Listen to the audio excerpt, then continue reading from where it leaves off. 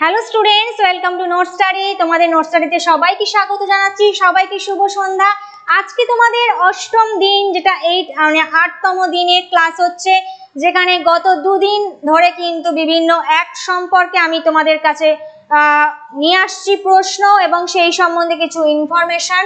তো আজকেও কিন্তু আমাদের লাস্ট এই টপিকটা নিয়ে আলোচনা হবে এবং সেই অ্যাক্টগুলো সম্পর্কে আমি তোমাদের আজকেও অনেকগুলো অ্যাক্ট সম্পর্কে বলবো।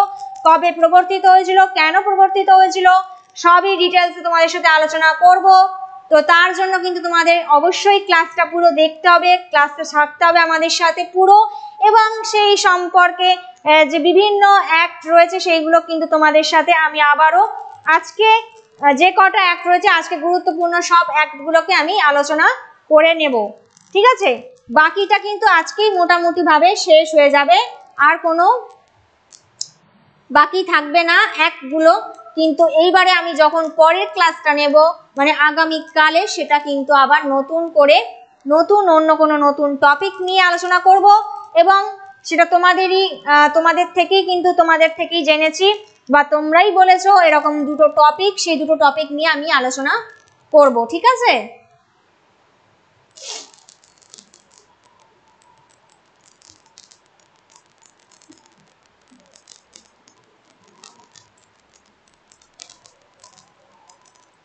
তো যেখানে আমি প্রথমেই বলেছিলাম যে ভারতীয় আইন হচ্ছে একটা খুবই গুরুত্বপূর্ণ বিষয়, সেই বিষয়ে যেখানে একটা সমৃদ্ধ আইন প্রণয়নের ইতিহাস রয়েছে এবং যেখানে সংবিধান প্রণীত বিভিন্ন ধরনের আইন প্রবর্তিত হয়, তার সাথে এই আইনের সাথে দেশের সামগ্রিকভাবে রাজনৈতিক, অর্থনৈতিক, সামাজিক বিভিন্ন দিকগুলো জড়িত।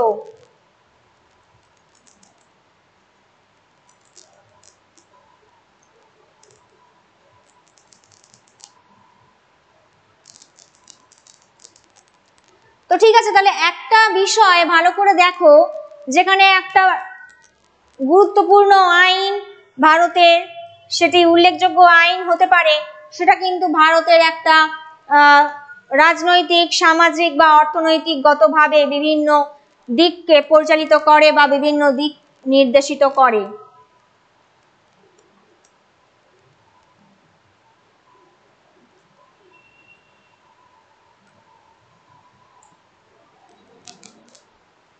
তো এবারে চলো আমরা যাই এই ভারতের বিভিন্ন আইন। গত দুদিনে তোমাদের সাথে যে যে অ্যাক্টগুলোকে নিয়ে আমি আলোচনা করেছি, লাস্ট আমি কালকে তোমাদের সাথে তথ্য প্রযুক্তি আইন কবে প্রবর্তিত হয়, কেন হয়, সেটা আমি তোমাদের সাথে শেয়ার করেছিলাম। তো গত দুদিন পর্যন্ত যে যে আইনগুলো নিয়ে তোমাদের সাথে আলোচনা করেছি, আশা করি তোমাদের কোনো সমস্যা হয়নি। তো তবুও বারবার বলছি, যদি কোনো সমস্যা থাকে বা যদি কোনো কিছু আরো জানতে চাও বা কোনো অ্যাক্টগুলো সম্পর্কে এখনো হয়তো তোমাদের মধ্যে কনফিউশন রয়েছে, তো কনফিউশন ক্লিয়ার করা তো অতি দরকার। সেই জন্য অবশ্যই আমাকে জানাতে পারো, কমেন্ট সেকশনে জানাতে পারো, সেগুলো নিয়ে আমি আবারও আলোচনা করব তোমাদের সামনে। ঠিক আছে, তো সেখানে বারবার নিজেদের মধ্যে কনফিউশনটাকে ক্লিয়ার করার চেষ্টা করো, এবং যেটুকু জানবে সেটুকু যেন সলিড, মানে যেটুকু তোমরা ইনফরমেশন নিচ্ছ সব দিক থেকে যেন পুরো ইনফরমেশনটা জেনে নিতে পারো, সেরকমই চেষ্টা করবে। কারণ কম্পিটিটিভ এক্সামে কিন্তু তোমরা যদি নিজেদেরকে এইভাবে করে যাও প্র্যাকটিস, প্রত্যেকটা দিন 100টা টানা দিন ক্লাস করলে কিন্তু আমি তোমাদের সামনেই বলছি, তোমরা একরকম মানে সফলভাবে ভালো করে পরীক্ষায় উত্তীর্ণ হতে পারবে বা ভালো করে তোমরা রেজাল্ট করতে পারবে। ঠিক আছে, তো এইবারে আমি যে তোমাদের কাছে প্রশ্নটা নিয়ে চলো কন্টিনিউ করি, পরবর্তী যে অ্যাক্ট সেইটা নিয়ে, সেটা হচ্ছে ট্রাইব্যুনাল সংস্কার আইন বা ট্রাইব্যুনাল অ্যাক্ট কবে প্রবর্তিত হয় আর কেন। ঠিক আছে, ট্রাইব্যুনাল অ্যাক্ট কবে প্রবর্তিত হয়, 2019, 20 না 21, সেইটা বলো কবে প্রবর্তিত হয় আর কেনই বা প্রবর্তিত হয় এই ট্রাইব্যুনাল অ্যাক্ট।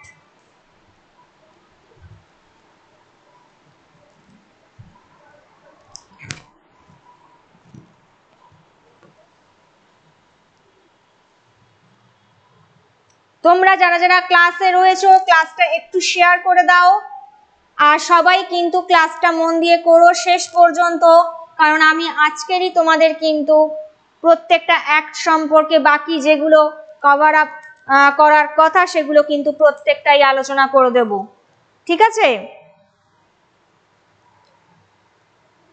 ভারতের ট্রাইব্যুনাল অ্যাক্ট কবে প্রবর্তিত হয়? সালটা হচ্ছে, সঠিক উত্তর কোনটা হবে? সঠিক উত্তর হবে 2021। অপশন সি 2021 হচ্ছে সঠিক উত্তর, যেটা ট্রাইব্যুনাল অ্যাক্ট প্রবর্তিত হয়ে থাকে। এবার জানবো কেন প্রবর্তিত হয় এই ট্রাইব্যুনাল অ্যাক্ট।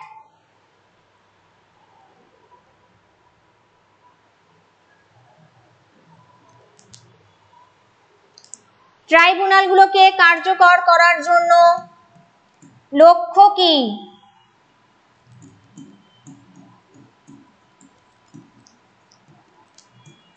ট্রাইব্যুনালগুলি কার্যকর ও তত্ত্বাবধান করা।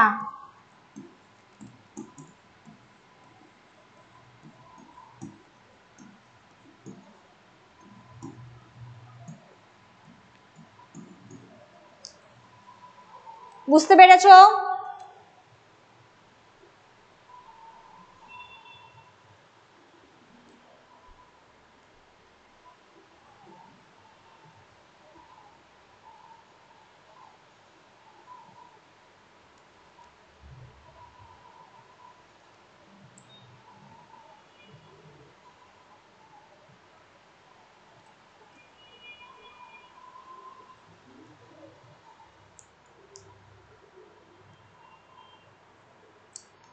সেকেন্ড পয়েন্ট হচ্ছে জাতীয় ট্রাইব্যুনাল কমিশন গঠন করা। ট্রাইব্যুনাল সংস্কার আইনের সেকেন্ড লক্ষ্য যেটা, জাতীয় ট্রাইব্যুনাল কমিশন গঠন।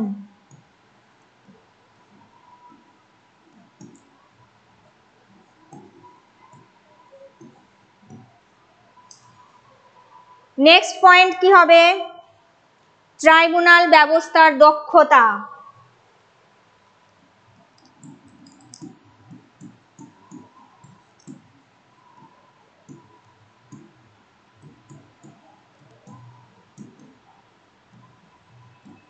তো এইগুলো হচ্ছে মূল লক্ষ্য ট্রাইব্যুনাল সংস্কার আইন, যেটা 2021-এ প্রবর্তিত হয়।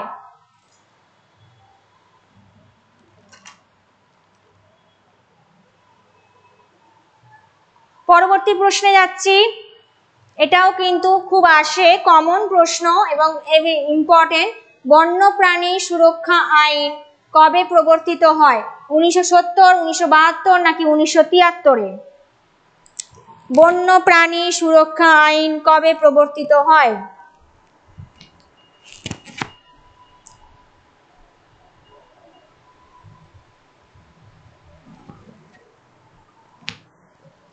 যারা যারা ক্লাসে রয়েছো প্রত্যেকে একটু অ্যান্সার করার চেষ্টা করো।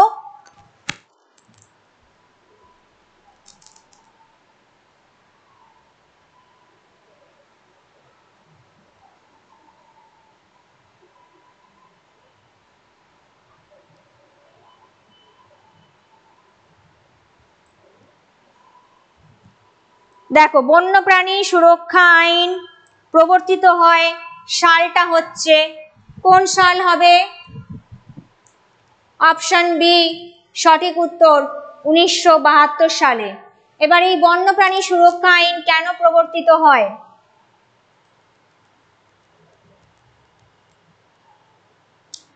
এটার কারণ হচ্ছে, যার লক্ষ্য ভারতে বন্যপ্রাণীর সুরক্ষা সংরক্ষণ ব্যবস্থাপনা করা।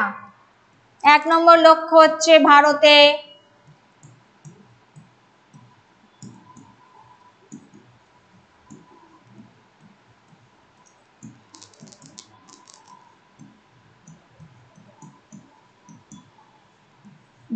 যে বিভিন্ন বন্য প্রাণী রয়েছে, বিভিন্ন অরণ্যের সংরক্ষণ, বন্য প্রাণীর সংরক্ষণ, সেখানে অনেক প্রচুর বিপন্ন প্রজাতি রয়েছে, সেই বিপন্ন প্রজাতিগুলোর সংরক্ষণ করা, বন্য প্রাণী সংরক্ষণ করা, ব্যবস্থাপনা, বিপন্ন প্রজাতির সুরক্ষা।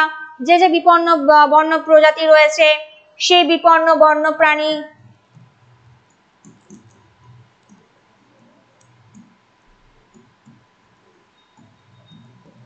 বিপন্ন প্রজাতির বন্য প্রাণীদের সুরক্ষা ব্যবস্থা করা, বন শিকার নিয়ন্ত্রণ করা, শিকার বা যেটা শিকারটাকে কমানো বা শিকারকে নিয়ন্ত্রণে নিয়ে আসা, চোরাচালান কারবারি নিয়ন্ত্রণ করা, শিকারের পাশাপাশি চোরাচালান কারবারি নিয়ন্ত্রণ করা, এগুলো কিন্তু বন্যপ্রাণী রক্ষা আইনের মধ্যে পড়বে।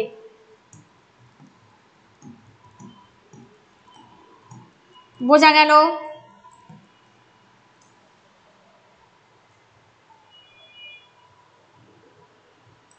তার সাথেও সবচেয়ে বড় কথা, সুরক্ষিত এলাকার প্রতিষ্ঠা, বন্যপ্রাণী গবেষণা, সুরক্ষিত এলাকার একটা এলাকা যেটা বন্যপ্রাণীদের বসবাসের যোগ্য সেই এলাকাটা প্রতিষ্ঠা, তার সাথে বন্যপ্রাণীর সংরক্ষণ এবং সবচেয়ে বড় কথা বায়োডাইভার্সিটি বা জৈব বৈচিত্র্য সংরক্ষণ। বায়োডাইভার্সিটি সংরক্ষণ করা বা জৈব বৈচিত্র্য সংরক্ষণ করা, যেটা কিন্তু বন্যপ্রাণী সুরক্ষা আইনের একটা অন্তর্ভুক্ত। ঠিক আছে?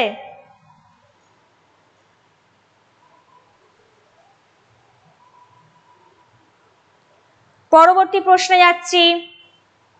বন অধিকার আইন কবে প্রবর্তিত হয়? বন অধিকার আইন 2004, 5 না 6? বন অধিকার আইন কবে প্রবর্তিত হয়?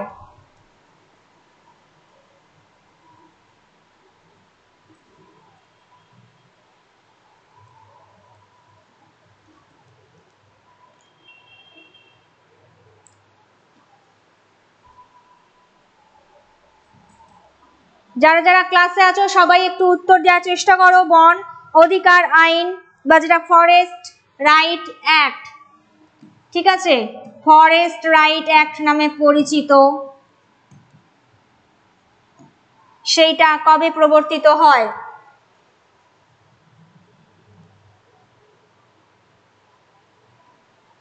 কোনটা হবে? সঠিক উত্তর কিন্তু অপশন সি, 2006 বন অধিকার আইন প্রবর্তিত হয়। কেন প্রবর্তন করা হয়? কারণ তফসিলি জাতি উপজাতি বনবাসী সহ বিভিন্ন সম্প্রদায়ের অধিকার স্বীকৃতি। একটা অরণ্যে যেসব তফসিলি জাতি উপজাতিরা থাকে, বনবাসীরা থাকে, সেই জাতি সম্প্রদায়ের সুরক্ষা প্রদান।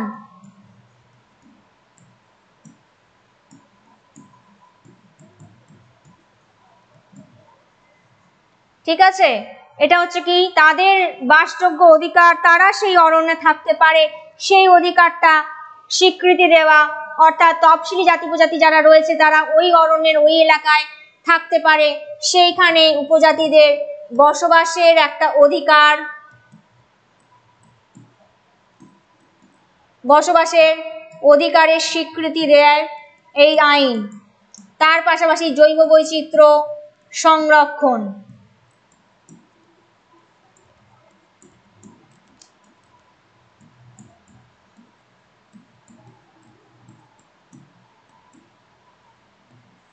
পাশাপাশি জৈব বৈচিত্র্য সংরক্ষণ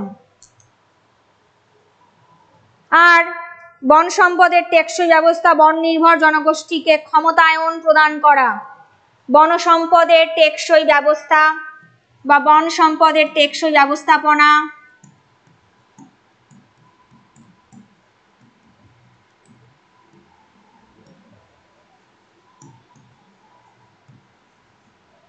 তার সাথে যারা রয়েছে সম্প্রদায়, যেসব সম্প্রদায় বা জাতিগত উপজাতি তাদের বা জনগোষ্ঠীর ক্ষমতায়ন প্রদান করা হয়ে থাকে বন অধিকার আইনের মধ্যে পড়ে। এই বন অধিকার আইনে তাহলে লক্ষ্য বোঝা গেল, এক, তফসিলি জাতি উপজাতির সুরক্ষা, তাদের অরণ্যে বসবাস করার অধিকার প্রদান, জৈব বৈচিত্র্য সংরক্ষণ, ঠিক আছে, তার সাথে বন সম্পদের টেকসই একটা উন্নয়ন বা টেকসই সম্প্রসারণ করা, ব্যবস্থা করা, এবং তার সাথে যেসব অরণ্য গোষ্ঠী রয়েছে জনগোষ্ঠী, সেই জনগোষ্ঠীর ক্ষমতায়ন প্রদান করা।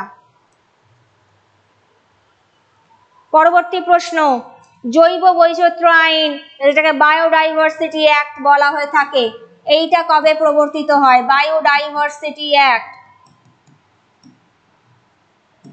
বায়োডাইভার্সিটি অ্যাক্ট কবে প্রবর্তিত হয়? 2000, 2003 না 2002? কত সালে?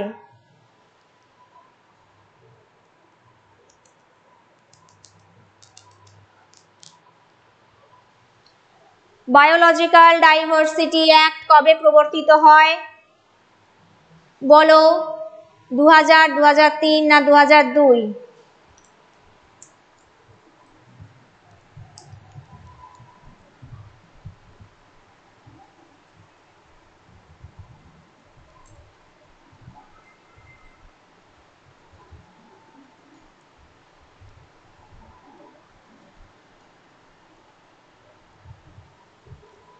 আচ্ছা, প্রশ্নটা করার আগে, উত্তরটা দেওয়ার আগে তাও বলে রাখি, যারা যারা তোমরা গত 7 দিন ধরে এই ক্লার্কশিপের ক্লাস করছো বা আমি তোমাদের সাথে শেয়ার করছি, সেগুলো বুঝতে পেরেছো? এর মধ্যে যদি কোনো কনফিউশন থাকে বলো। আর আমি গত দুদিনে ক্লাস করেছি, তার আগে অনেকে 2-3 জন বলেছো যে বিভিন্ন টপিকগুলো নিয়ে আলোচনা করতে। একজন বলেছে কমিটিগুলোকে নিয়ে, আরেকজন বলে সিন্ধু সভ্যতা নিয়ে। তো সেরকমই যদি তোমাদের আর বাকিদেরও এইরকম কিছু গুরুত্বপূর্ণ টপিক আলোচনা করার থাকে, যদি মনে হয় সেগুলোকে ক্লিয়ার করা তোমাদের একটু দরকার বা ইনফরমেশন জানা দরকার, পরীক্ষার আগে কিন্তু এই সময়টাই রয়েছে যেখানে তোমরা অনেকটা ইনফরমেশন জানতে পারো বা ইজিলি তোমরা কিন্তু এগুলোকে জেনে নিতে পারো, বুঝে নিতে পারো। তো সময় রয়েছে, বলতে পারো। তো সেরকমই তোমাদের, যেমন আমি অ্যাক্টগুলোকে তোমাদেরই বলেছিলে তোমাদের মধ্যেই, তো তাই জন্য আমি নিয়ে এসেছি তোমাদের জন্য বা তুলে ধরেছি বিভিন্ন অ্যাক্ট, সেরকম ওই টপিকগুলোকে নিয়েও আলোচনা করব পরবর্তী ক্লাসে। আজকের অ্যাক্টগুলো কমপ্লিট হয়ে যাবে। নেক্সট ক্লাস, আগামী ক্লাসে আবারও তোমাদের বিভিন্ন অন্য কোনো টপিক বা তোমরা যেরকম বলেছো সেরকম নিয়ে আলোচনা শুরু করব ক্লাস। আর এছাড়াও আমি তোমাদের বাকিদের কথা বলছি, যারা যারা অন্য কিছু যদি জানতে চাও অবশ্যই কিন্তু শেয়ার করতে পারো বা কমেন্টে জানাতে পারো। আর কেমন লাগছে আমি যতটুকু বোঝালাম গত 7 দিনের ক্লাসে, ঠিক বুঝতে পেরেছো বিষয়গুলো বা ব্যাপারগুলো কি ক্লিয়ার হলো, সেগুলোও কিন্তু আমাকে একটু জানিও বা কনফার্ম করো, ঠিক আছে? তো চলো, বায়োলজিক্যাল ডাইভার্সিটি অ্যাক্ট কবে প্রবর্তিত হয়? সঠিক উত্তর কোনটা হবে? দেখো, সঠিক উত্তর হবে কিন্তু অপশন সি, 2002। ঠিক আছে, অপশন সি 2002 সালে। কেন করা হয়ে থাকে? যার লক্ষ্যই হচ্ছে প্রথম আর একমাত্র বিশেষ করে লক্ষ্য জৈব বৈচিত্র্য সংরক্ষণ করা বা বায়োডাইভার্সিটি সংরক্ষণ করা।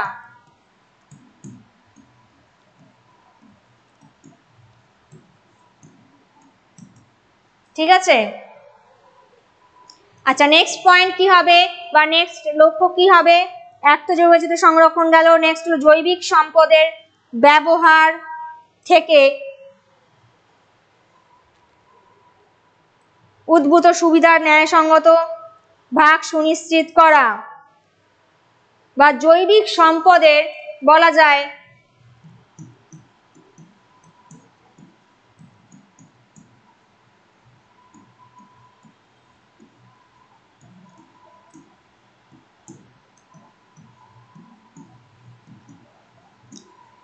জৈবিক সম্পদের সুষম ব্যবহার বা তার যে ভাগ সেটা যেন সুনিশ্চিত করা হয় সমানভাবে। ঠিক আছে, জৈবিক সম্পদের সুষম ব্যবহার আর তার সাথে জৈবিক সম্পদের উন্নয়ন।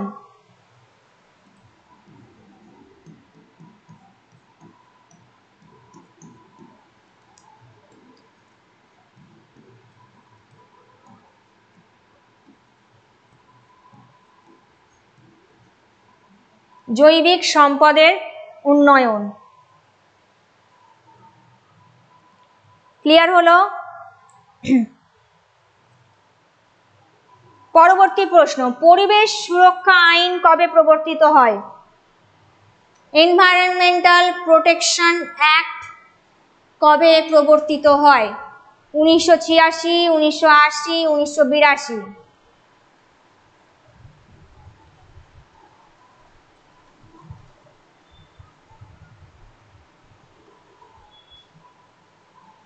পরিবেশ সুরক্ষা আইন কবে প্রবর্তিত হয়?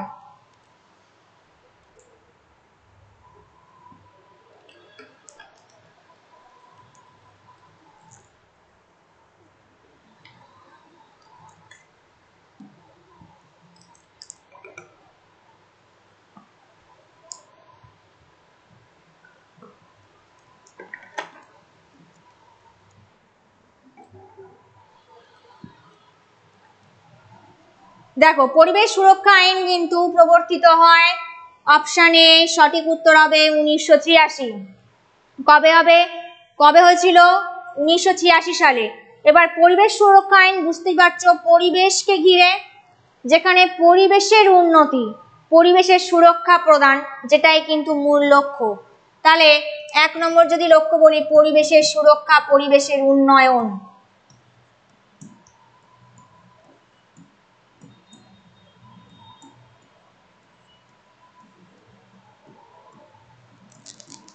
ঠিক আছে, পরিবেশের সুরক্ষা, তার পাশাপাশি পরিবেশের উন্নয়ন।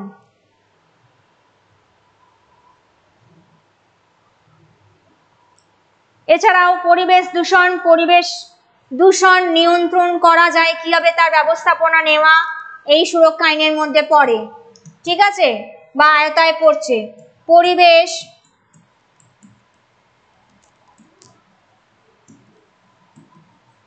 দূষণ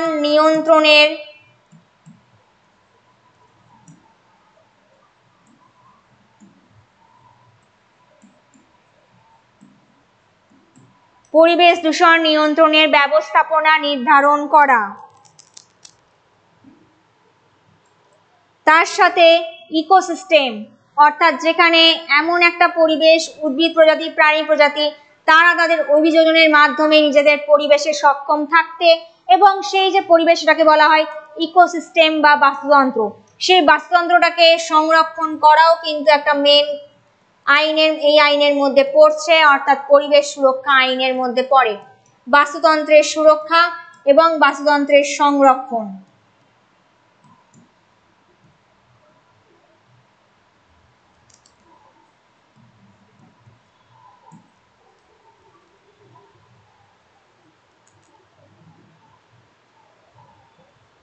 বোঝা গেল বিষয়গুলো? যারা যারা ক্লাসে আছে তারা কিন্তু অবশ্যই জানিও যে এইগুলো বিষয়গুলো বোঝা যাচ্ছে কিনা, ক্লিয়ার হচ্ছে কিনা বিষয়গুলো পুরো। ঠিক আছে, কারণ এগুলো খুবই গুরুত্বপূর্ণ প্রশ্ন আর অ্যাক্ট, যেগুলো কিন্তু কম্পিটিটিভ এক্সামে ঘুরিয়ে ফিরিয়ে প্রায় আসে, তাই তোমাদের এগুলোই করাচ্ছি, বেছে বেছে ইম্পর্টেন্ট গুলোই করাচ্ছি। নেক্সট প্রশ্ন তোমাদের জন্য, বায়ু দূষণ প্রতিরোধ ও নিয়ন্ত্রণ আইন কবে প্রবর্তিত হয়? এয়ার পলিউশন কন্ট্রোল এবং এয়ার পলিউশন প্রিভেন্ট যে অ্যাক্ট, সেইটা কবে প্রবর্তিত হয়?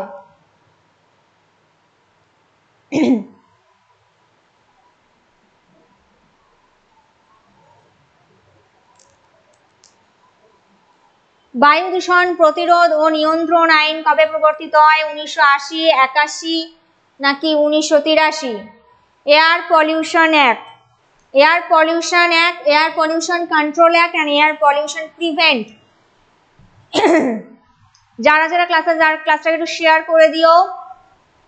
ঠিক আছে, আর তোমরা যারা যারা ক্লার্কশিপের এই যে প্রত্যেক দিন লাইভ ক্লাসটা করছো, আমি এর আগে দেখলাম অনেকেই নতুন জয়েন হয়েছো, নতুন ক্লাস করছো, তারা কিন্তু প্রত্যেক দিন ঠিক এই সময়তেই ক্লাসটা করো, তাহলে দেখো তোমাদের যেটার জন্য তোমরা প্রস্তুতি নিচ্ছ একদম তৈরি হয়ে যাবে। ঠিক আছে, তো সেরকম ভাবেই প্রস্তুতি নিতে থাকো, আর সেরকম ভাবেই কিন্তু তোমাদের তৈরি হতে হবে।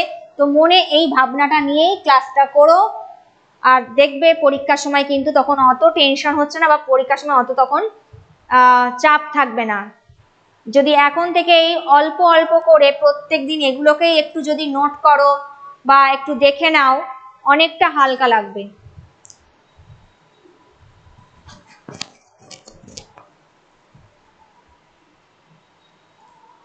তো তোমাদের বায়ু দূষণ প্রতিরোধ নিয়ন্ত্রণ আইন কবে প্রবর্তিত হয় বলে মনে হচ্ছে? কোন আনসারটা হবে?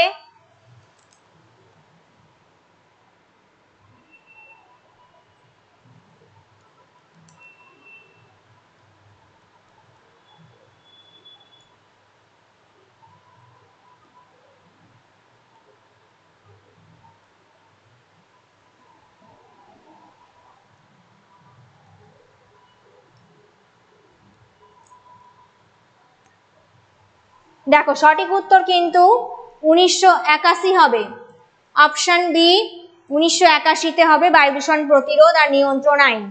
এর এবার লক্ষ্য কি? প্রথমেই তো বোঝা যাচ্ছে বায়ু দূষণকে প্রতিরোধ করা, সেই বায়ু দূষণকে নিয়ন্ত্রণ করা। ঠিক আছে,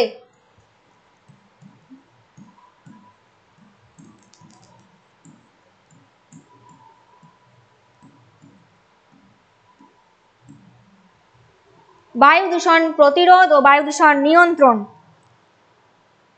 তার সাথে বিভিন্ন শিল্প থেকে যে ধোঁয়া নির্গমন হয় সেটা নিয়ন্ত্রণ করা, দূষণ নিয়ন্ত্রণ বোর্ড প্রতিষ্ঠা করা, শিল্প এলাকা থেকে যে নির্গমন হয় সেটাকে নিয়ন্ত্রণ করা।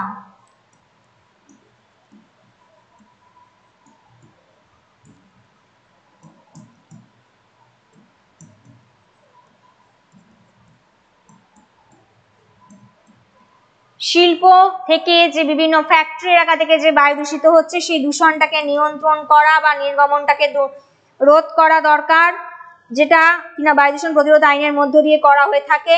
এছাড়াও দূষণ নিয়ন্ত্রণ বোর্ড প্রতিষ্ঠা, গুণগত মানে দূষণ পলিউশন কন্ট্রোল বোর্ড,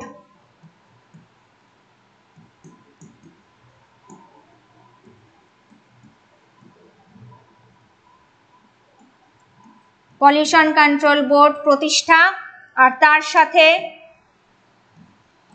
জনস্বাস্থ্য সুরক্ষা,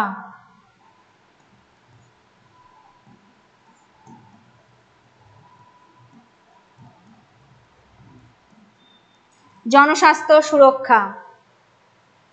তো এই বিষয়গুলো কিন্তু আমাদের বায়ু দূষণ প্রতিরোধ আইনের মধ্যে পড়ছে বা আইনের আয়তায় পড়ছে। বোঝা গেল? পরবর্তী প্রশ্ন, বন সংরক্ষণ আইন বা ফরেস্ট কনজারভেশন অ্যাক্ট কবে প্রবর্তিত হয়?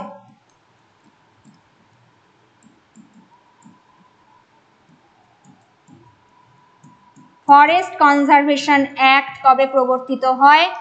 1980, 81 না 82?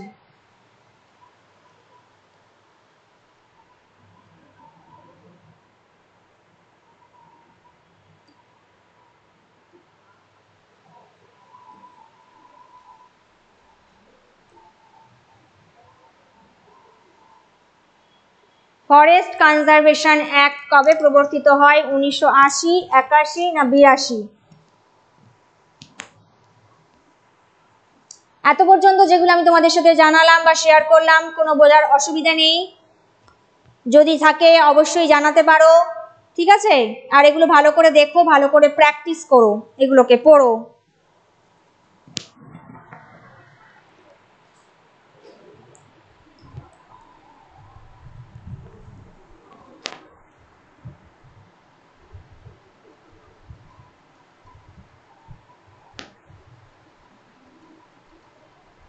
দেখো, ফরেস্ট কনজারভেশন অ্যাক্ট কবে প্রবর্তিত হচ্ছে? 1980, 81 না 82?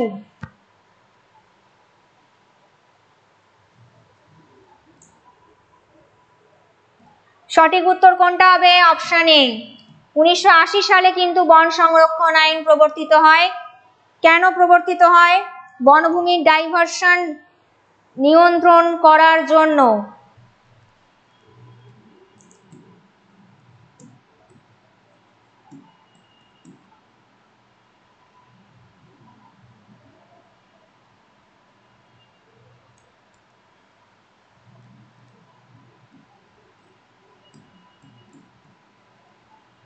বনভূমির ডাইভারশন নিয়ন্ত্রণ করার জন্য।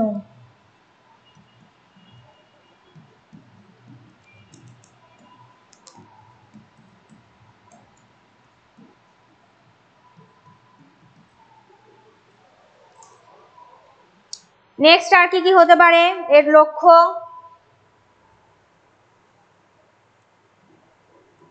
শিল্প এবং পরিকাঠামো বা অবকাঠামোর উন্নয়ন।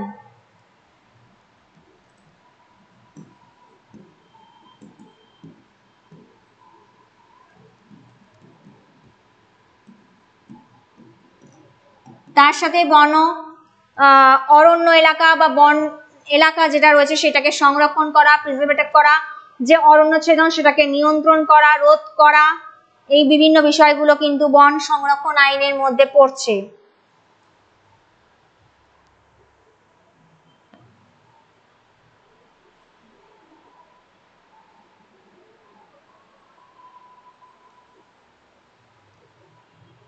নেক্সট যদি যাই, ভারতীয় বন আইন বা ইন্ডিয়ান ফরেস্ট অ্যাক্ট কবে প্রবর্তিত হয়?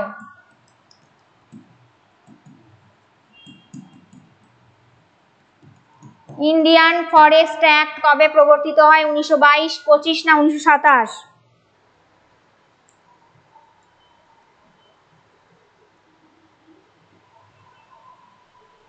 ইন্ডিয়ান ফরেস্ট অ্যাক্ট কবে প্রবর্তিত হয়? 1922, 25 নাকি 1927?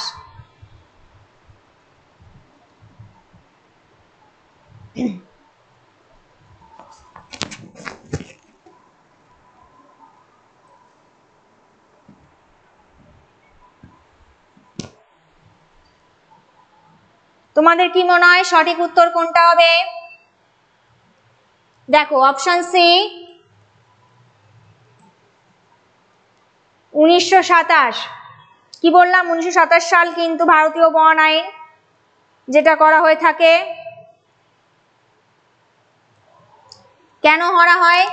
গুরুত্বপূর্ণ ভারতের বনের প্রশাসন ব্যবস্থাপনা, ভারতবর্ষের বনের যে প্রশাসনিক ব্যবস্থা,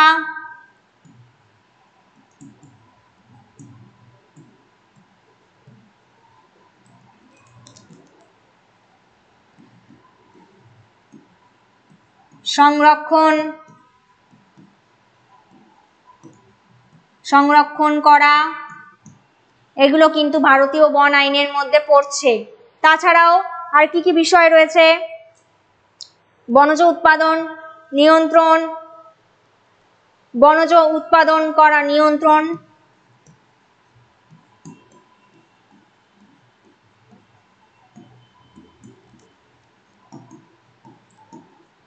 চোরাচালান কারবারি, যেটা বলেছিলাম আগেও, চোরাচালান কারবারি নিয়ন্ত্রণ,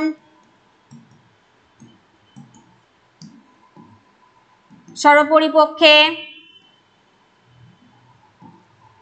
অরণ্য অঞ্চলের সংরক্ষণ, বাস্তুতন্ত্রের সংরক্ষণ, টোটালটাই ভারতীয় বন আইনের মধ্যে পড়ছে।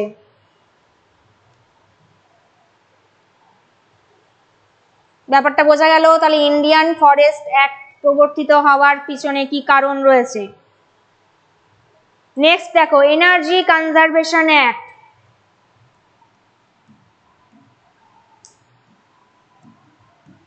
এনার্জি কনজারভেশন অ্যাক্ট কবে প্রবর্তিত হয়? 2001, 2000 সাল, 2003 সাল? কোন সালটায়?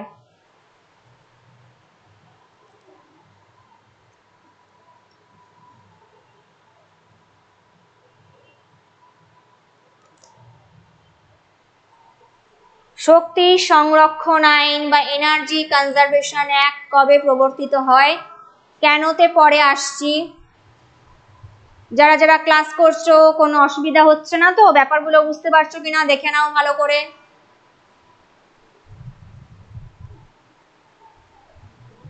এনার্জি কনজারভেশন অ্যাক্ট কাকে মানে কবে প্রবর্তিত হয়? সঠিক উত্তর কোনটা হবে? অপশন এ, বি না সি? দেখো সঠিক উত্তর হবে কিন্তু অপশন এ 2001 সাল।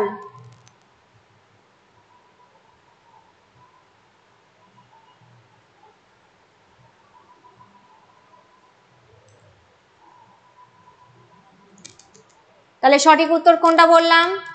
কোন সালে হবে? 2001 সালে এনার্জি কনজারভেশন অ্যাক্ট প্রবর্তিত হয়।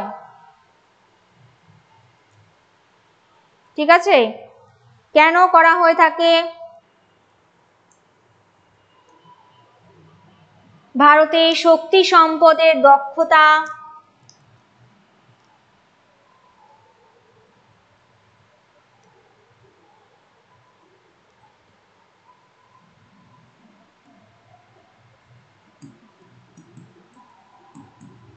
ভারতে শক্তি সম্পদের দক্ষতা,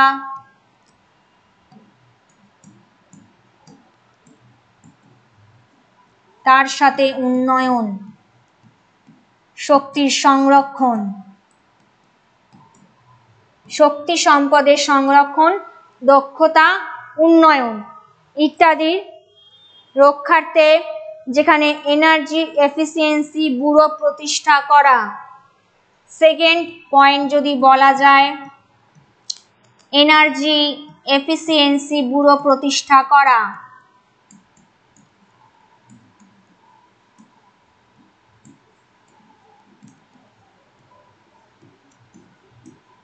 এনার্জি এফিসিয়েন্সি ব্যুরো প্রতিষ্ঠা করা। বোঝা গেল। পরবর্তী যে পয়েন্টটা হতে পারে, শক্তির খরচ কমাতে এবং জলবায়ুর পরিবর্তন নিয়ন্ত্রণ করতে পুনর্নবীকরণ, শক্তির খরচ যাতে কমে বা শক্তির ব্যয় যাতে বেশি না হয় এবং জলবায়ু পরিবর্তনের সাপেক্ষে জলবায়ু পরিবর্তনকে নিয়ন্ত্রণ করতে পুনর্নবীকরণযোগ্য শক্তির উৎসগুলোকে ব্যবহার করা, পুনর্নবীকরণযোগ্য শক্তির উৎসগুলোকে খুঁজে বের করে সেগুলোকে ব্যবহার করা।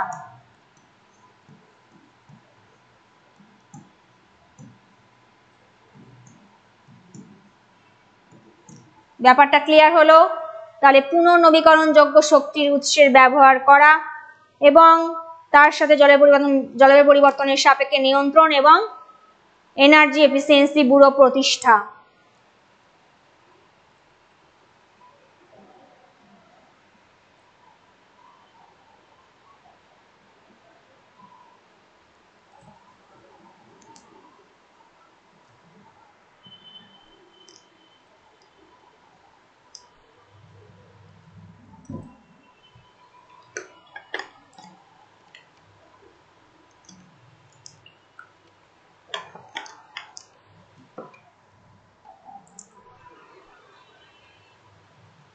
নেক্সট প্রশ্ন, ক্যাম্পা আইন কবে প্রবর্তিত হয়? 2016, 20 না 2012-তে?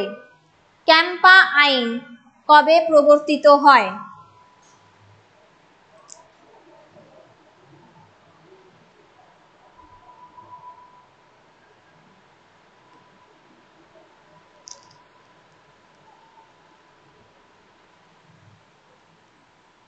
ক্যাম্পা আইন কবে প্রবর্তিত হয়? 2010, 12 না 16?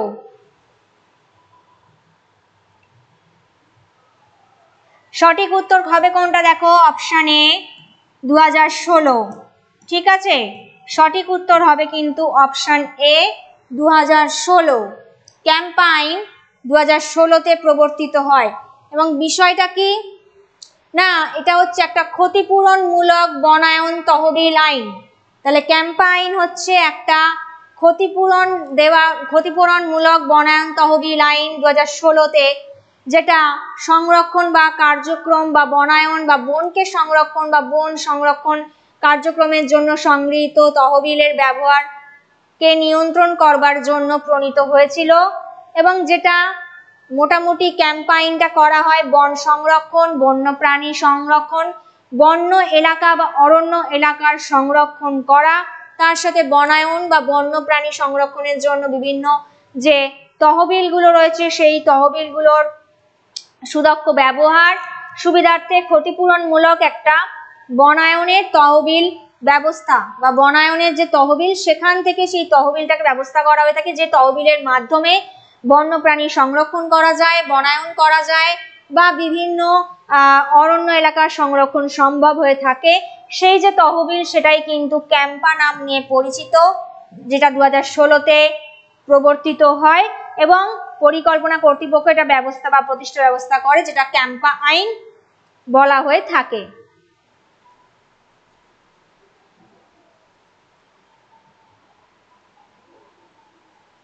এটা ভালো করে একটু দেখে নাও, নোট করে নাও। এটা কিন্তু রিসেন্টলিও আসতে পারে, সম্প্রতি কারেন্ট অ্যাফেয়ার্সের মধ্যেও আসতে পারে। ক্যাম্পা আইন কবে প্রবর্তিত হয় এবং কেন, কি জন্য ব্যবহার করা হয়ে থাকে? বনের পুনর্জন্ম, বনায়ন আর বন্যপ্রাণী সংরক্ষণের জন্য।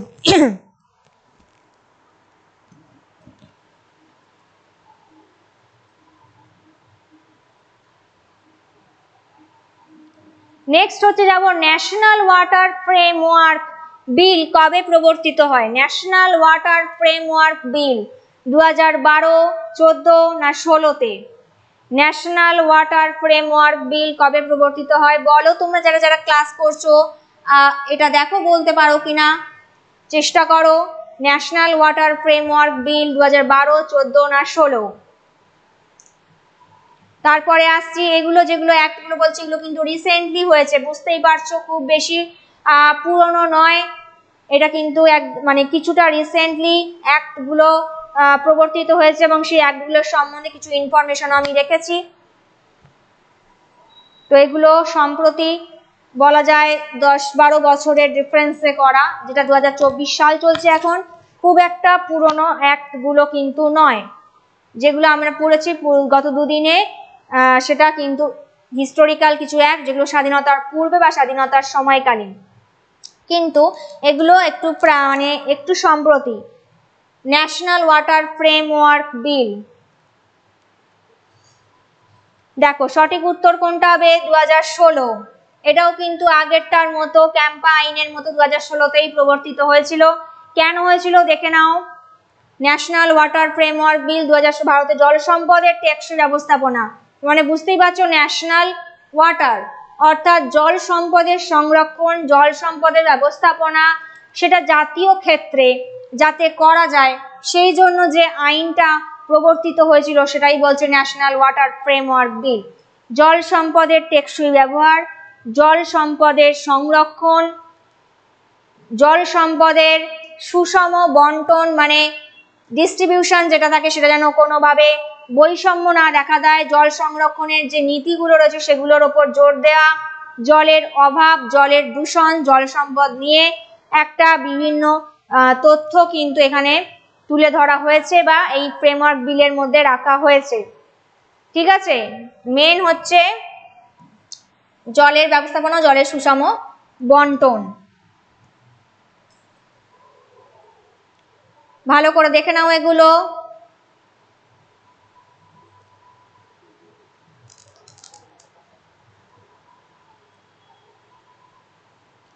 নেক্সট হচ্ছে অভ্যন্তরীণ জাহাজ বিল কবে প্রবর্তিত হয়? অভ্যন্তরীণ জাহাজ বিল 2020, 21 না 22, এটা রিসেন্টলি হয়েছে একদম। অভ্যন্তরীণ জাহাজ বিল কবে প্রবর্তিত হয়? 20, 21 না 22?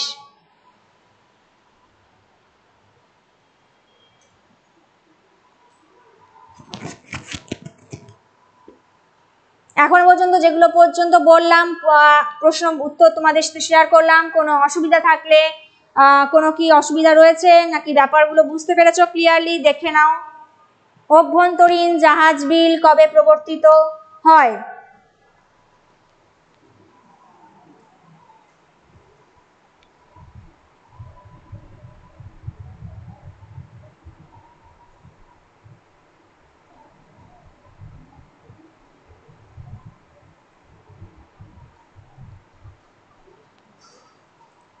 সঠিক উত্তর কোনটা হবে? সঠিক উত্তর হবে কিন্তু অপশন বি, 2021।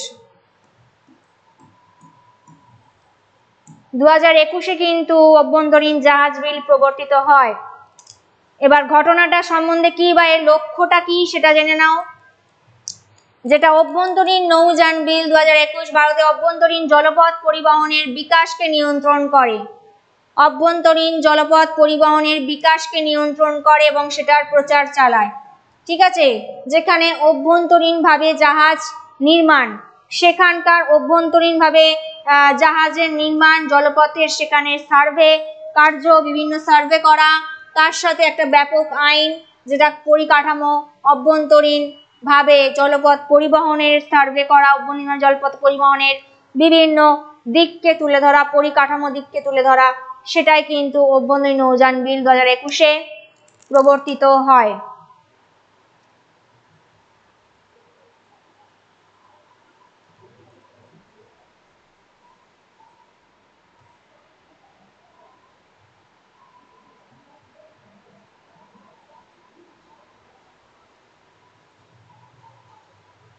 এবং তার সাথে বিলের লক্ষ্যটা কি? একটা সাশ্রয়ী পরিবেশ বান্ধব পরিবহনের পদ্ধতি গড়ে তোলা, যেখানে দূষণ থাকবে না, পরিবেশ বান্ধব একটা অভ্যন্তরীণ জলপথ পরিবহন গড়ে তোলা, সেইটাও কিন্তু, আর সাশ্রয় যাতে হয় সেটাও কিন্তু এর অপর একটা লক্ষ্য এই বিলের।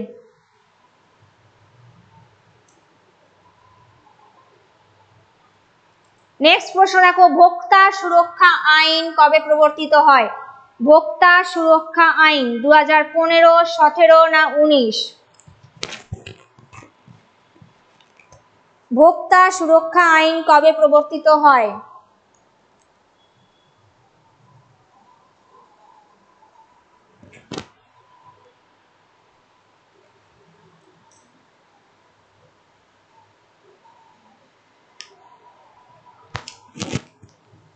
ভোক্তা সুরক্ষা আইন কবে প্রবর্তিত হয়? সঠিক উত্তর হবে অপশনে 2015, না 2017, না 2019। অপশন হবে কোনটা? সঠিক উত্তর অপশন সি 2019, যেই সময় কিন্তু ভোক্তা সুরক্ষা আইন প্রবর্তিত হয়। এবার ভোক্তা সুরক্ষা আইন প্রবর্তিত হওয়ার পেছনে কি কারণ রয়েছে বা কি লক্ষ্য রয়েছে, যেটা একটা ব্যাপক আইন যার লক্ষ্যই হলো ভারতের ভোক্তাদের অধিকার বা ভারতের ভোক্তাদের স্বার্থ রক্ষা করা। ঠিক আছে, ভোক্তাদের অধিকার রক্ষা এবং ভোক্তাদের স্বার্থ রক্ষা। ঠিক আছে, যার জন্য একটা ভোক্তা ফোরাম প্রতিষ্ঠা করা হয়ে থাকে এবং এদের অভিযোগের প্রতিকারের জন্য প্রদান করা হয়।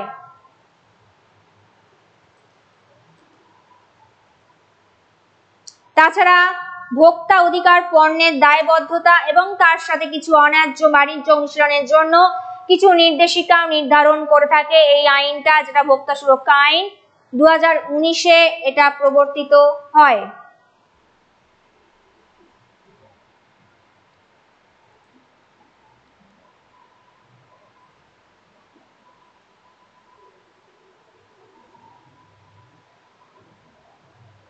এবং তার সাথে এই আইনটা ভোক্তা সুরক্ষার ব্যবস্থাকে শক্তিশালী করে এবং ন্যায্য আর কিছু স্বচ্ছ ব্যবসায়িক অনুশীলনের প্রচারও করে থাকে।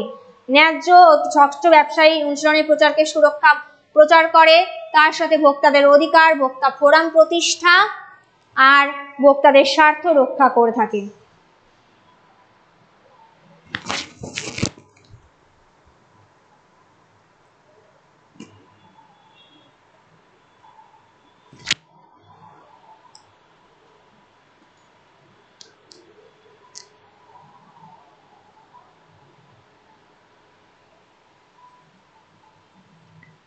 ব্যাপারটা ক্লিয়ার? আচ্ছা, পরবর্তী প্রশ্নে যাচ্ছি। শিল্প বিরোধ আইন।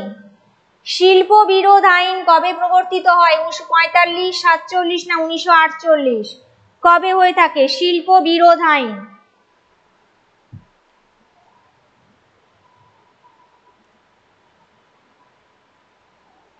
শিল্প বিরোধ আইন কবে প্রবর্তিত হয়? 1945-এ, 47-এ নাকি 1948-এ? এটা কিন্তু ভারতের স্বাধীনতার সাথে সম্পর্কিত। ক্লুটা তুমি বুঝতে পারছো তোমরা? ভারতের স্বাধীনতার সাথে সম্পর্কিত সেই বছরই কিন্তু শিল্প বিরোধ আইন প্রবর্তিত হয়েছিল। এটার উদ্দেশ্যও বলবো।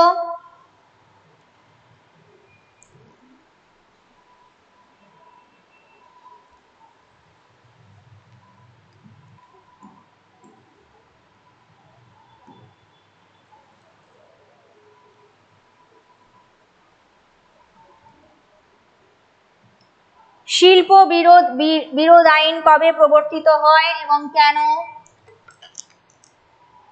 যারা যারা ক্লাসে রয়েছে একটু বলার চেষ্টা করো উত্তর।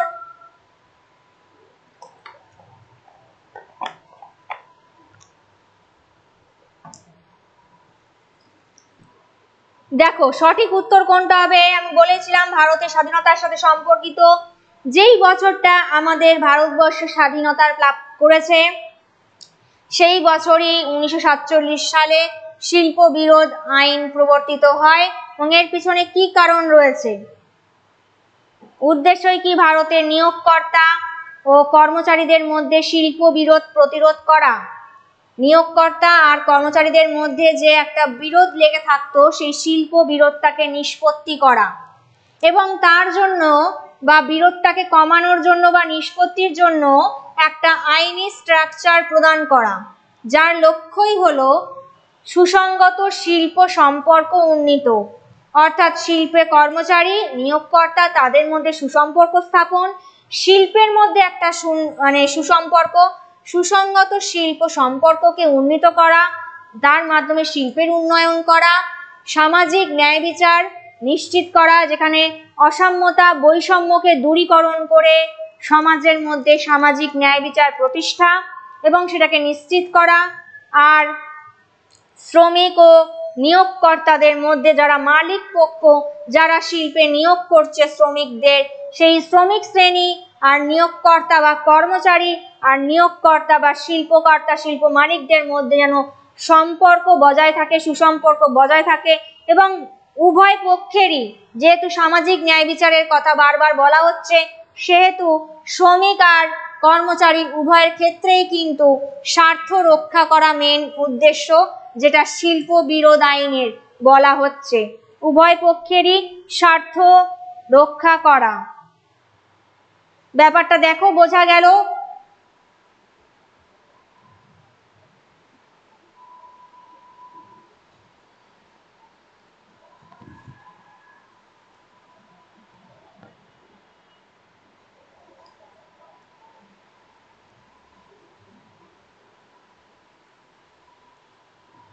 পরবর্তী যে একটা পয়েন্ট রয়েছে সেটা হচ্ছে শিশু শ্রম নিষেধ ও নিয়ন্ত্রণ আইন, যেটা এখন একদমই গুরুত্বপূর্ণ।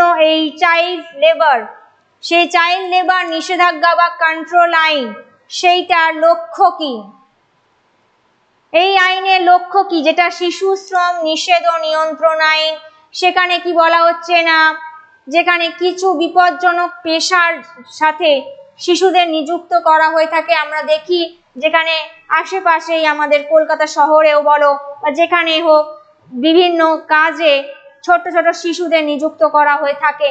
তো তাদের জন্য কিন্তু আইন বেরিয়েছে, যেটা শিশু শ্রম নিষেধ আর নিয়ন্ত্রণ আইন হিসেবে পরিচিত। সেই আইনের লক্ষ্য কি?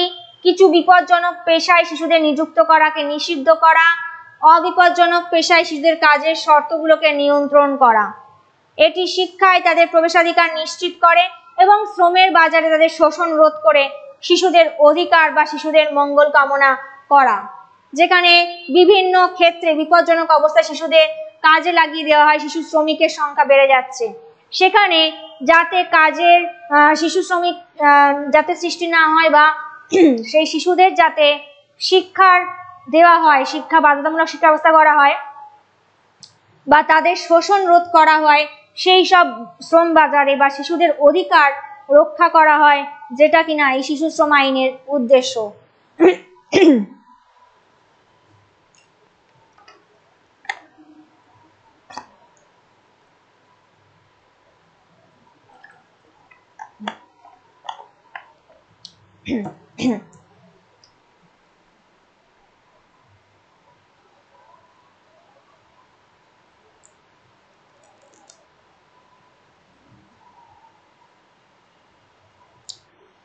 তো এটা দিয়ে আমি আমার আজকের অ্যাক্টের যে টপিক সেটা কিন্তু শেষ করলাম। আশা করি তোমরা বুঝতে পেরেছো। প্রথম থেকে যা যা তোমাদের সাথে শেয়ার করলাম এগুলো একটু দেখে নাও ভালো করে। যদি প্রবলেম থাকে, যদি কিছু জানতে চাও, সেটা কমেন্ট করে জানাতে পারো। নেক্সট ক্লাসে সেগুলো নিয়ে তোমাদের আবার ডিসকাস করা হবে। তো এত পর্যন্ত যেটুকু তোমাদের সাথে বললাম, তুলে ধরলাম, সেগুলোতে কি কিছু কনফিউশন রয়েছে?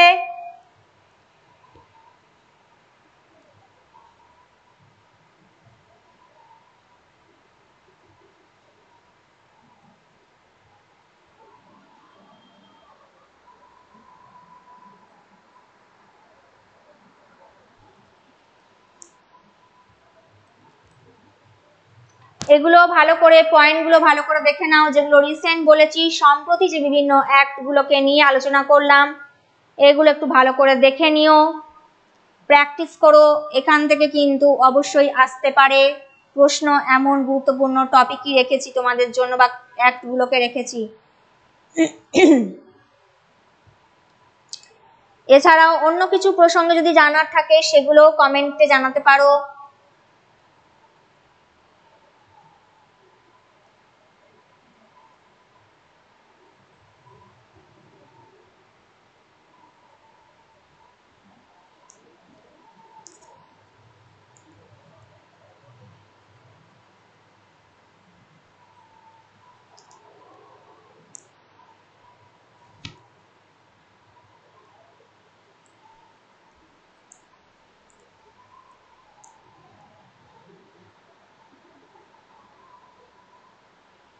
তো প্রশ্নগুলো ভালো করে দেখে নিয়েছো? কোনো কনফিউশন আছে? তাহলে আমি গত 3 দিন, গতকাল, তার আগের দিন আর আজকে যে অ্যাক্টগুলোকে নিয়ে আলোচনা করলাম সেই অ্যাক্ট সম্পর্কে যাদের মনে কনফিউশন ছিল, যারা যারা বলছিলে যাদের অসুবিধা হচ্ছে বুঝতে, তা বিষয়গুলো ক্লিয়ার হয়েছে, দেখে নাও ভালো করে বিষয়গুলো কি তোমরা বুঝতে পেরেছো। আমি 3 দিনে যে অ্যাক্টগুলোকে নিয়ে তোমাদের সাথে আলোচনা করলাম, পরবর্তী ক্লাসে তোমাদের অনেকেই বলেছে আরো অন্য কোনো টপিক নিয়ে আলোচনা করার কথা, সেগুলো নিয়েও করব।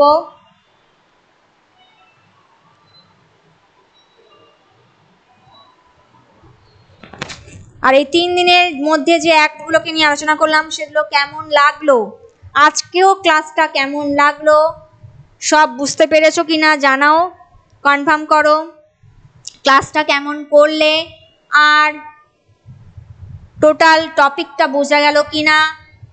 আমি এই যে গত 8 দিন বা আজকে নিয়ে 8 দিন ধরে যে ক্লাসটা হচ্ছে সেটা কেমন লেগেছে, তোমরা কিছুটা ইনফরমেশন কি জানতে পেরেছো, বুঝতে পেরেছো, সেটা আমাকে একটু জানিও।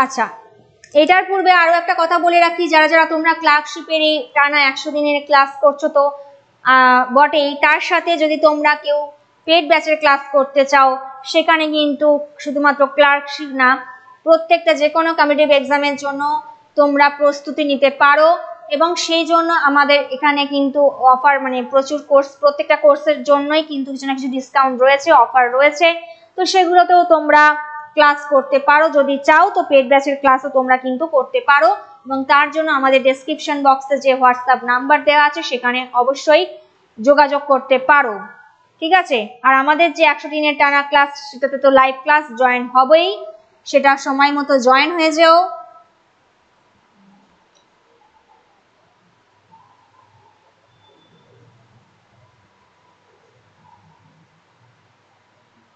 আর আরেকটাও তোমাদের ইনফরমেশন দেওয়া রয়েছে, যারা যারা ক্লার্কশিপ বাদ দিয়েও যারা যারা পুলিশের বিভিন্ন এক্সামগুলোতে প্রস্তুতি নিচ্ছ বা ভাবছো নেবে, যেমন কেপিএসআই বলো, এসএসসি জিডির বলো, বা বিভিন্ন ধরনের কনস্টেবল, ওয়েস্ট বেঙ্গল গভর্নমেন্ট যে কনস্টেবলের যে এক্সামগুলো হচ্ছে, পুলিশের যে এক্সামগুলো হবে, সেগুলোতে যদি তোমরা ভালো করে প্রিপারেশন নিতে চাও, তার জন্যও কিন্তু লাইভ ক্লাস তোমাদের স্টার্টিং হবে। সেটা কবে থেকে হবে সেটা আমাদের তরফ থেকে জানিয়ে দেওয়া হবে তোমাদের।